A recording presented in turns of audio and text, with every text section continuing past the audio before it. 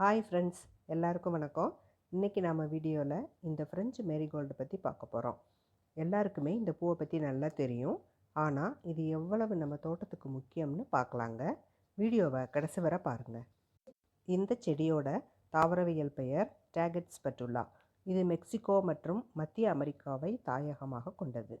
இந்த செடிக்கு சூரிய ஒளி ரொம்ப அவசியம். தண்ணீர் தேவையான போது, அதாவது மேல்மண் காய்ந்த பிறகு ஊற்றினால் போதுங்க. இதற்கு 10 இன்ச் அளவுள்ள தொட்டி போதுமானது. மண் கலவைக்கு செம்மண், தேங்காய் நார் கழிவு, மண்புழு உரம், காய்ந்த இலைகள் இவை கலந்த கலவையாக நம்ம எடுத்துக்கலாங்க. இந்த செடிக்கு 15 நாட்களுக்கு ஒரு முறை மண்புழு உரமோ அல்லது நன்கு மக்கிய தொழு உரமோ கொடுக்கலாம். அப்புறம் மீன் அமிலம் ஸ்ப்ரே பண்ணலாங்க. இந்த செடிக்கு பொதுவாக இலைப்பேன் அல்லது மாவுப்பூச்சி தொல்லை வரும். இதற்கு 10 நாட்களுக்கு ஒரு முறை வேப்பெண்ணெய் கரைசலை தெளிக்கலாம். நீங்கள் மீன் அமிலம் ஸ்ப்ரே பண்ணுறதா இருந்தால் ரொம்ப நல்லது. அது பூச்சி விரட்டியாகவும் பயிர் ஊக்கியாகவும் செயல்படும். இந்த ஃப்ரெஞ்சு மேரிகோல்டில் பல நிறங்களும் வகைகளும் இருக்குது. இது மஞ்சள், ஆரஞ்சு மற்றும் அடர் சிவப்பு நிறங்களில் இருக்குங்க. அப்புறம் பை கலரில் 2 கலர்கள் மிக்ஸ் ஆகியும் இருக்கும்.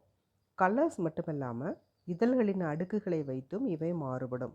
ஒற்றை அடுக்கு, இரட்டை அடுக்கு, முழு அடுக்கு, இப்படி ஃப்ரெஞ்சு மேரிகோல்டில் பல வெரைட்டி இருக்குங்க.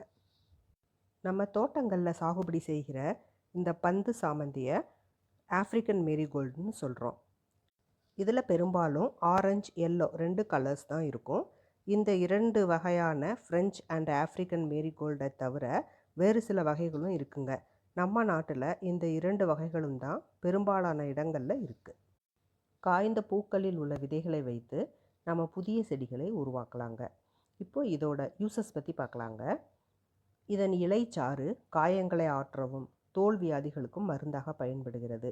இதன் இதழ்களை கொண்டு தேநீர் தயாரிக்கிறாங்க. இது உடலில் உள்ள நச்சுக்களை நீக்க உதவுறதா சொல்கிறாங்க. இந்த பூக்களில் குறிப்பாக ஆஃப்ரிக்கன் மேரிகோல்டில் லியூட்டின் மற்றும் ஜியோதாக்சின் அப்படிங்கிற வேதிப்பொருள் அதிகமாக இருக்குது. இவை கண் பார்வையை மேம்படுத்தவும் கண் புரை போன்ற நோய்களை தடுக்கவும் உதவுகின்றன. கண் மருத்துவ மருந்துகளில் இந்த பூவின் சாறு பயன்படுத்தப்படுவதாக சொல்லப்படுகிறதுங்க.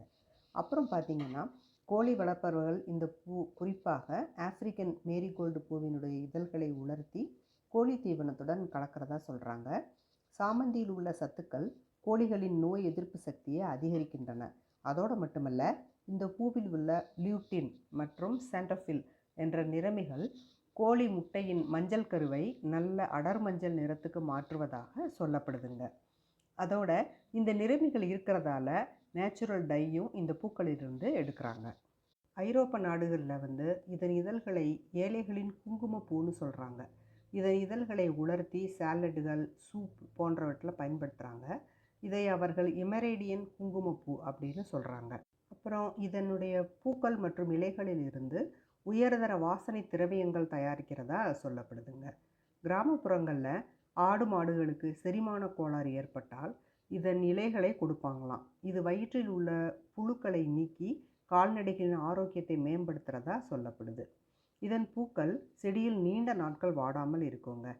இது தேனீக்களையும் வண்ணத்து பூச்சிகளையும் கவரக்கூடியது. அதனால் காய்கறி செடிகளுக்கு பாலினேஷன் நடக்க ரொம்பவே உதவியாக இருக்குங்க. எல்லாத்துக்கும் மேலே இந்த செடி ஒரு சிறந்த காவல் செடியாக கருதப்படுதுங்க. எப்படின்னா, இதன் வேர்களில் இருந்து வெளியாகும் ஆல்ஃபா டெர்த்தினைல் அப்படிங்கிற ஒரு வேதிப்பொருள் மண்ணில் உள்ள வேர் முடிச்சு புழுக்களை, நெமட்டோட்ஸ்னு சொல்லுவோம், இவற்றை அழிக்கும் திறன் கொண்டது. அதனால் தக்காளி, கத்திரி மற்றும் மிளகாய் செடிகளுக்கு நடுவே இதை வளர்த்தோம்னா அந்த செடிகள் நோயின்றி செழிப்பாக வளருங்க. அதனால் கண்டிப்பாக உங்கள் தோட்டத்தில் காய்கறி செடிகளுக்கு நடுவில் இதையும் வளர்த்திங்கன்னா செடிகள் ஆரோக்கியமாக இருக்குங்க. வீடியோ பிடிச்சிருந்தா லைக் பண்ணுங்கள், ஷேர் பண்ணுங்கள், சப்ஸ்கிரைப் பண்ணுங்கள். அப்படியே பெல் ஐக்கானையும் கிளிக் பண்ணி ஆல்ங்கிற ஆப்ஷனை செலக்ட் பண்ணுங்கள். அப்போ தான் நான் போடுற வீடியோக்கள் உங்களுக்கு நோட்டிஃபிகேஷனில் வரும். தேங்க்ஸ் ஃபார் வாட்சிங். Happy gardening.